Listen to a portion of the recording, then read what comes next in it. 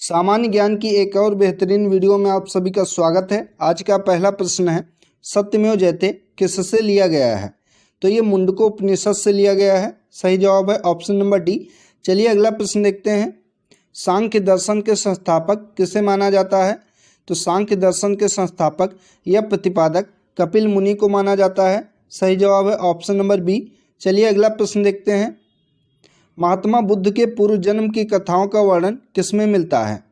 तो महात्मा बुद्ध के पूर्व जन्म की कथाओं का वर्णन जातक कथाओं में मिलता है। सही जवाब है ऑप्शन नंबर सी। अगला प्रश्न है, विनोबा भावे द्वारा स्थापित पवनार आश्रम किस राज्य में स्थित है? तो पवनार आश्रम की स्थापना विनोबा भावे ने की थी और यह महाराष्ट्र राज्य में स्थित है। सही जवाब है ऑप्शन नंबर सी। चलिए अगला प्रश्न देखते हैं। आजीवक धर्म के प्रवर्तक या संस्थापक कौन थे? तो इनका नाम है मक्खली गोसाल, जो कि आजीवक धर्म के प्रवर्तक या संस्थापक माने जाते हैं। सही जवाब है ऑप्शन नंबर ए। चलिए अगला प्रश्न देखते हैं। आदि ग्रंथ के संकलनकर्ता कौन थे? तो करेक्ट ऑप्शन बी है, गुरु अर्जुन देव आदि ग्रंथ के संकलनकर्ता थे। अगला प्रश्न है, खजुराहो के प्रसिद्ध मंदिर का निर्माण किसने करवाया था? तो इन मंदिरों का निर्माण चंदेल शासकों के द्वारा करवाया गया था। सही जवाब है ऑप्शन नंबर सी। अगला प्रश्न है, भारत को आयकर दिवस के रूप में कब घोषित किया गया था? तो भारत में आयकर दिवस मनाया जाता है 24 जुलाई को। सही जवाब है ऑप्शन नंबर सी। अगला प्रश्न है, फॉरेस्ट रिसर्च इंस्टीट्यूट कहाँ पर स्थित है? शिमला, नैनीताल, देहरादून, मंसूरी। तो फॉरेस्ट रिसर्च इंस्टीट्यूट जो कि देहरादून में स्थित है। सही जवाब है ऑप्शन नंबर सी। चलिए अगला प्रश्न देखते हैं।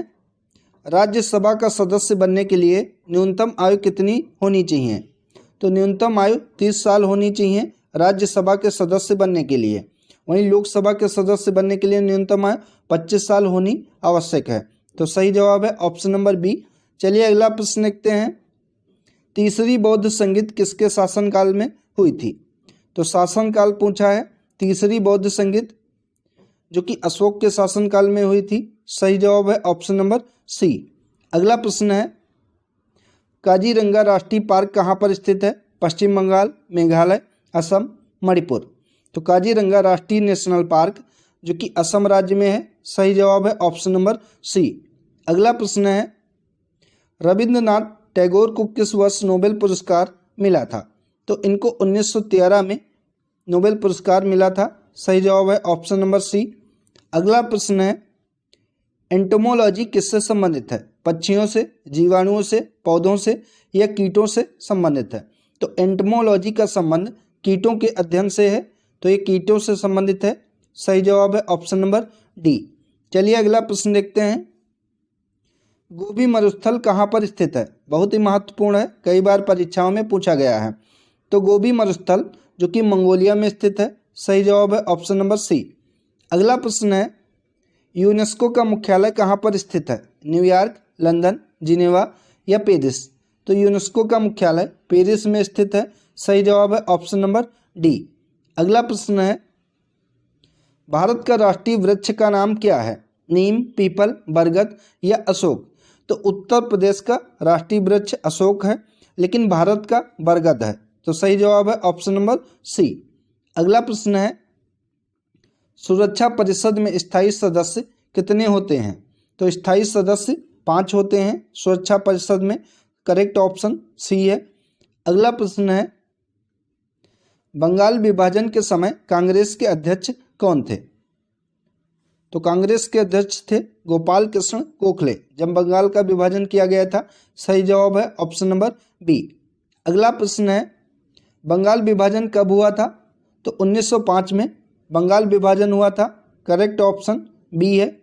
अगला प्रश्न है, डेन्यूब नदी कहाँ स्थित है? अफ्रीका, एशिया, दक्षिण अमेरिका, यूरोप महाद्वीप? तो डेन्यूब नदी जो कि स्थित है यूरोप महाद्वीप में। सही जवाब है ऑप्शन नंबर डी।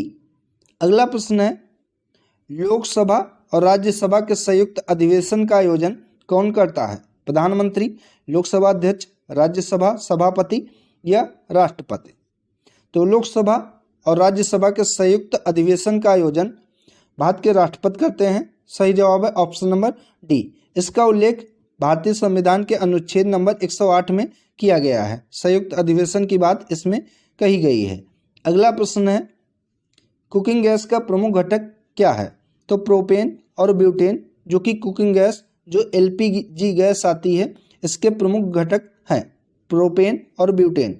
एलपीजी का पूरा रूप क्या होता है? तो एलपीजी लिक्विड पेट्रोलियम गैस, ये इसका पूरा फॉर्म होता है, कभी कभी पूछ लिया जाता है। अगला प्रश्न है, सबसे छोटा केंद्र शासित प्रदेश कौन सा है? तो लक्षद्वीप, जो कि सबसे छोटा केंद्र शासित प्रदेश है। करेक्ट ऑप्शन सी है। चलिए अगला प्रश्न देखते हैं, संसद को संविधान में संशोधन करने की शक्ति कौन सा अनुच्छेद प्रदान करता है? तो यह अनुच्छेद 368 है, जिसके तहत संसद को यह अधिकार है कि वो संविधान में संशोधन कर सकती है। तो सही जवाब है ऑप्शन नंबर डी। तो साथियों, ये थी आज की महत्वपूर्ण वीडियो अगर आप सभी को पसंद आई हो तो इसको ज़्यादा से ज़्यादा शेयर करें